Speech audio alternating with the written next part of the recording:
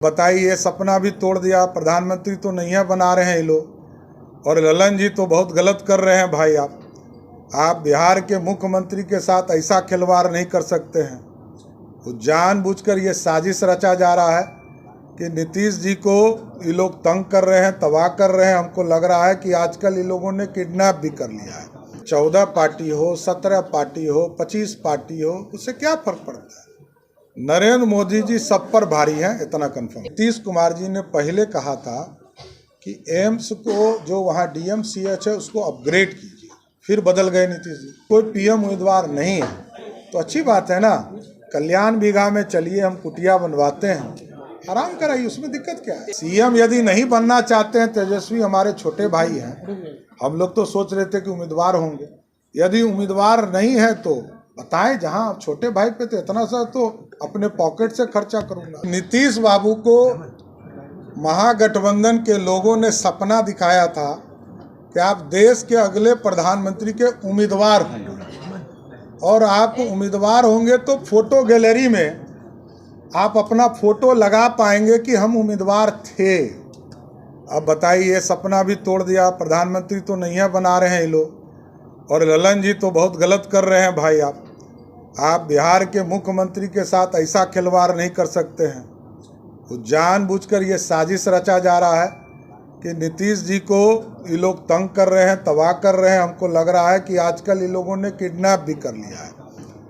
और नीतीश जी जो प्रधानमंत्री का सपना देख रहे थे, उनको अभी लोग कह रहे हैं कि प्रधानमंत्री को उम्मीदवार नहीं होती। हम लोग को तहे दिल से दुखी हो रहे हैं, साथ में काम किए तो दुखी हो रहे हैं कि भाई इस तरह का काम नहीं करना चाहिए।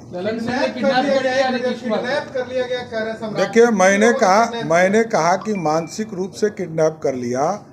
आप ये सोचिए कि किसी व्यक्ति को ये सपना दिखाया जाए कि आप प्रधानमंत्री के उम्मीदवार होंगे और उनके उम्मीदवारी को फेल कर दिया जाए, ये बहुत गलत बात है। फारूक अब्दुल्ला 23 जून के बैठक में आएंगे, क्या कहेंगे सर? आने से क्या होगा, आने दीजिए।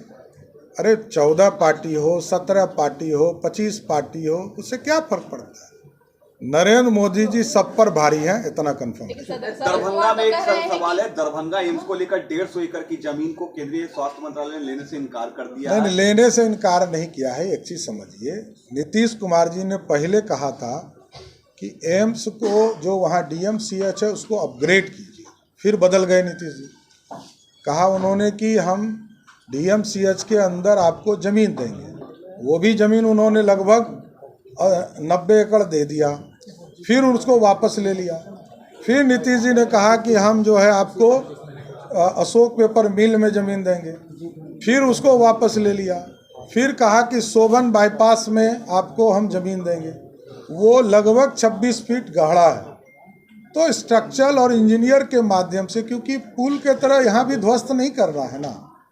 देखिए, वो पूरे तरह पानी के स्रोत पर वो ज़मीन है, तो इंजीनियरिंग सेक्टर के माध्यम से कोई निर्देश आया होगा।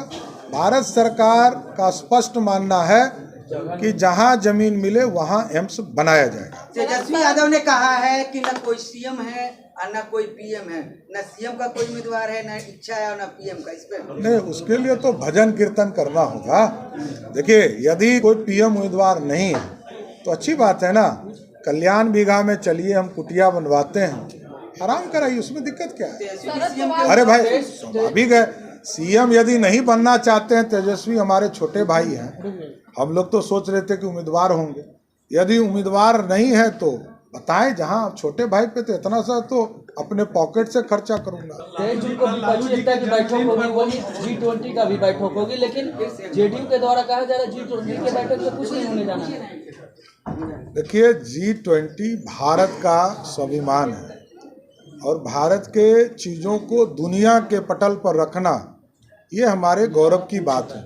देश और दुनिया में हम कैसे चीज़ों को स्थापित करेंगे, ये पूरी व्यवस्था खड़ा करें। शरद पवार कह रहे हैं कि हमारे लिए जीत मायने रखता है, हमारे लिए प्रधानमंत्री का चेहरा कौन होगा ये मायने नहीं रखता। स्वाभाविक है, क्योंकि उनको आदत है ना कि 6 महीना में प्रधानमंत्री बन जाए।